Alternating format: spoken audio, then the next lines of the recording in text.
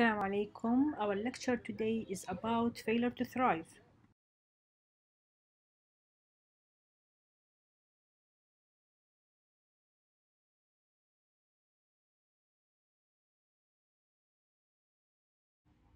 Failure to thrive is a descriptive term. It's given to an infant and young children with malnourishment, which resulting in inadequate growth. To date, there are no universally accepted anthropometric criteria for failure to thrive. Commonly used criteria include weight below the third or fifth percentile for age, weight decreasing crossing two major percentile line on the growth chart over time, or weight less than 80% of the median weight for height of the child. According to the growth chart standard, 3% of the population naturally falls below the third percentile.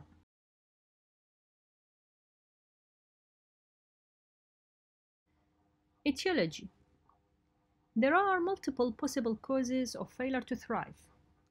Previously, failure to thrive were sometimes categorized as organic, in which there is an underlying medical condition have been diagnosed, or non-organic, in which no underlying medical condition have been found.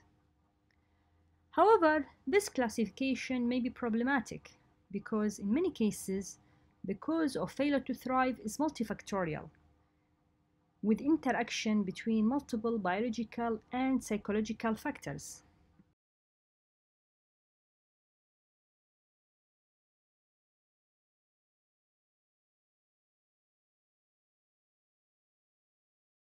Organic causes of failure to thrive include poor calorie input, vomiting, absorption anomaly, organ failure like heart failure, renal failure, and so on, metabolic or endocrine anomalies, persistent infection, and syndromes.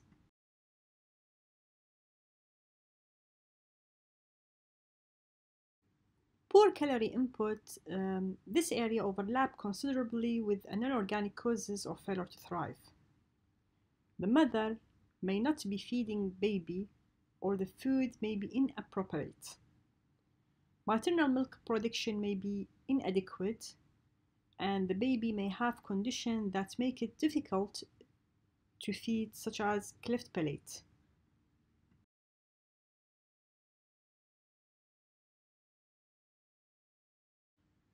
Vomiting may be resulted from infection, pyloric stenosis, or reflux, gastroesophageal reflux. It may be a cause of hiatal hernia or urinary tract infection.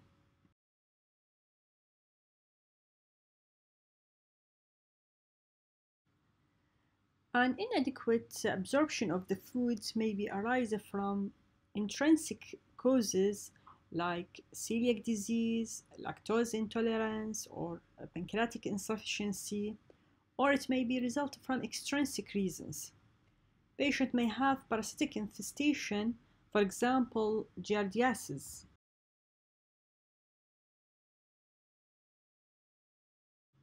Other serious chronic disease, it may include cerebral palsy and organ failure like hepatic failure, renal failure, or CNS degenerative disorder.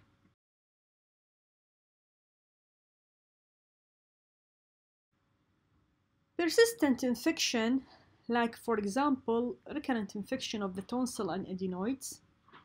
The patient may have parasitic or bacterial infection of the GIT, or may have tuberculosis or HIV.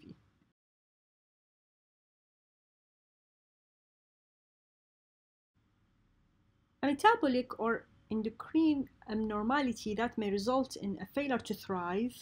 The most important is hyperthyroidism or hypothyroidism. The patient may have diabetes mellitus, or he may have growth hormone deficiency, or any kind of inborn error of metabolism.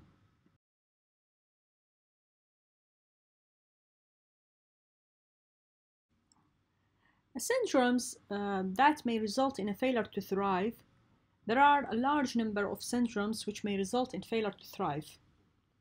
For example, Down syndrome, fetal alcoholic syndrome, the patient may have skeletal dysplasia, and also patient with Turner syndrome may have also failure to thrive.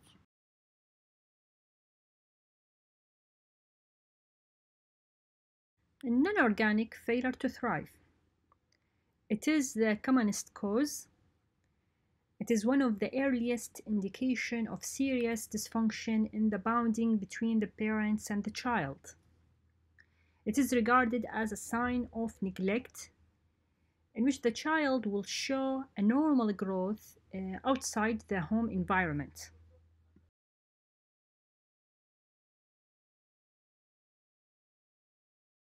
Non-organic failure to thrive or psychological failure to thrive, it may result from either an inadequate diet that's provided to the child, either because of the family poverty or food insufficiency, or there is an abnormality in the preparation of the formula or the food. There may be insufficient skills of the parent. They have insufficient knowledge about how to prepare the diet or what is considered to be a sufficient diet for the age of the child. There may be problems in the bonding between the child and the parents, or there is some psychological problem in the parents themselves. It can be a sign of child abuse or neglect. Sometimes the child have a rare disorder which is called rumination, in which the child will have repeated regurgitation of the swallowed food and re-chewing of the food.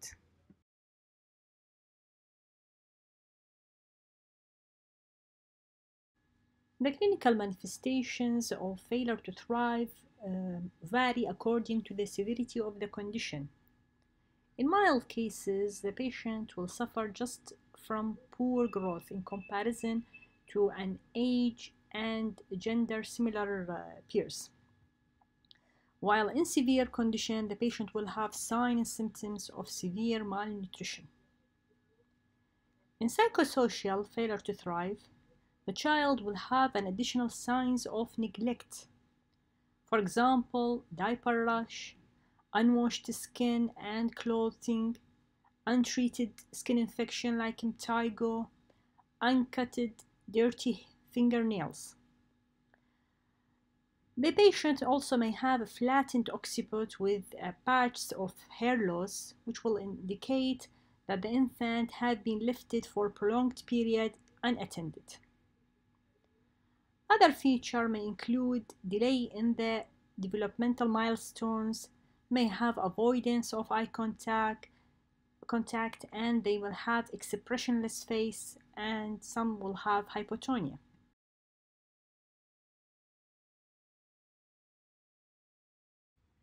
An approach to infant with failure to thrive. Usually we start with a history. The history may include a detailed dietary history with observation of maternal-child interaction. Next step is we do a physical examination, which should include all systems of the body that may affect growth. We have to measure periodically all growth parameters, including weight, length or height, the ratio of weight to height, to measure the degree of failure to thrive. Putting in mind that in malnutrition, the weight is usually the first to be affected. When the malnutrition is more severe, the height also will become affected, whereas the head circumference is usually lastly to be affected when the malnutrition is seriously affect the brain growth.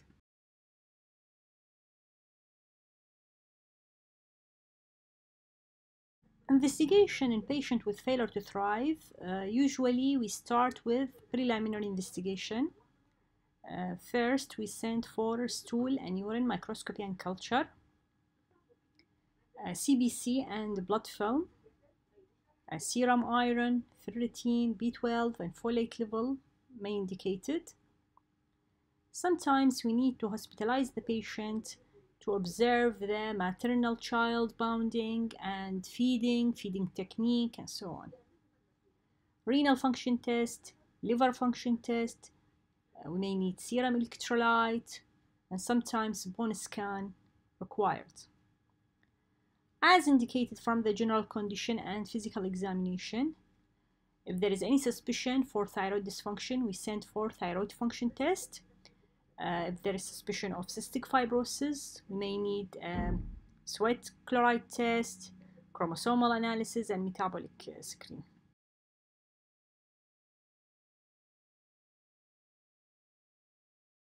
In a summary, the initial tests usually include only complete blood picture and general urine.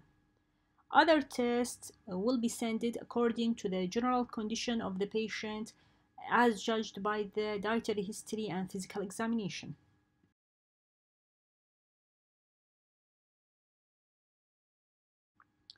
Treatment of the patient with failure to thrive. Failure to thrive sometimes require hospitalization and specific condition. The general indication for hospitalization in patient with failure to thrive, we may admit the patient to the hospital in order to do a further investigation, or if the patient shows sign of severe malnutrition, if after period of home treatment there is no response to the management. Also, we may need to evaluate parent-child interaction if we suspect psychosocial failure to thrive. Then treatment according to the underlying etiology. Organic cause of failure to thrive should be treated accordingly. An inorganic psychosocial failure to thrive should initially be treated at hospital. Firstly, we give an age-appropriate unlimited diet, and if the infant starts to gain weight, this is mostly due to inorganic failure to thrive. However, sometimes children with severe malnutrition must refeed carefully in order to avoid what is called a refeeding syndrome.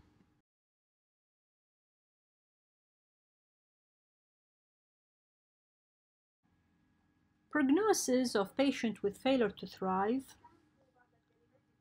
Failure to thrive in the first year of life, regardless of its etiology, is ominous because maximum postnatal growth of the brains occur during the first 6 months of life, as well as brain grows as much in the first year as in the rest of the child's life. So all patients with failure to thrive require frequent monitoring and assessments. Prognosis of patients with organic failure to thrive is variable. About 30% of children with psychosocial failure to thrive may develop developmental delay with social and emotional problems. Early failure to thrive may be associated with increased risk factor for cardiovascular diseases